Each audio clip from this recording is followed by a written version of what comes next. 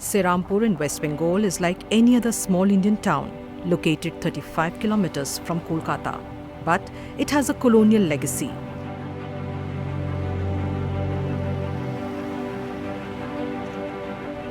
It was a colony of Denmark in the 18th century. Located along the river Hooghly, Serampore was a trading post of the Danes who had two other colonies in India, Tranquebar, now known as Tharangambadi in Tamil Nadu, and the Nicobar Islands. Actually, the river Hooghly is almost the battleground for the entire European nations who were coming to Hooghly and settling for trade and commerce. And they were trading as far as Java and Sumatra, getting textiles, cloths and salt back home to replenish the dwindling and declining economy back home in Europe. The 90 years of Danish rule left a legacy in Serampore, including several buildings, which got damaged and lay in ruins due to neglect over the years.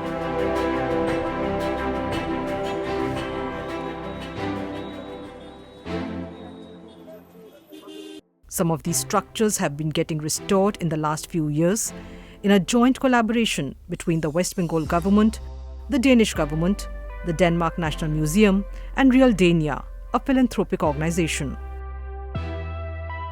The St. Olaf Church remains as one of the most significant relics of the time when Serampore was under the Danes. In recent years, the building had been closed due to structural issues. The 210-year-old Lutheran St. Olaf Church's restoration was completed in 2015 and is now being used for service. The Denmark Taverns veranda, which overlooks the river Hooghly, too had collapsed. Come 2018, it will be open to the public after restoration. So the inside of the building is being kind of reused for a cafe. You see a double height space here at the back, and we are transforming this into a cafe in the central atrium kind of space. And then you have got some limited accommodation on this main building, and there's a rear wing which is also going to have some accommodation. The Danish government house was the center of the administration under the Danish rule.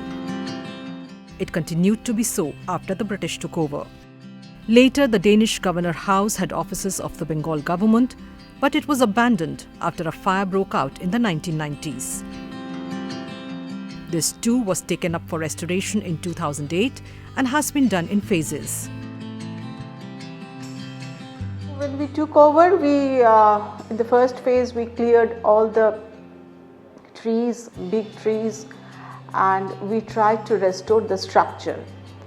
Some portions are collapsed, totally collapsed. We rebuilt the structure, and we entirely rebuilt the roof, and by that we ended the first phase. And then again, when the fund came, we took over we started the second phase in 2012, and then we started to work on again on the external part, and we intentionally tried to do all the external doors and windows to protect the building from outside human intervention and natural intervention.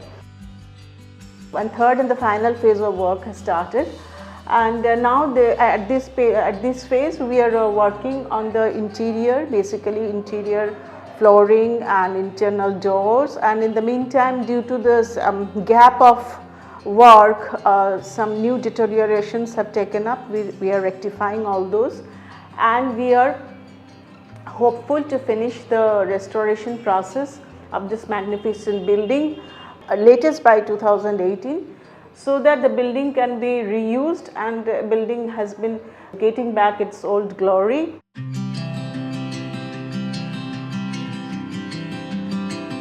Authorities hope to use it as a government office and open it for tourists once the work is completed by March 2018. This is going to be the third phase of the restoration work, and we are expecting its completion by March in 2018. And after the restoration work is complete, we are looking for adaptable reuse of the building.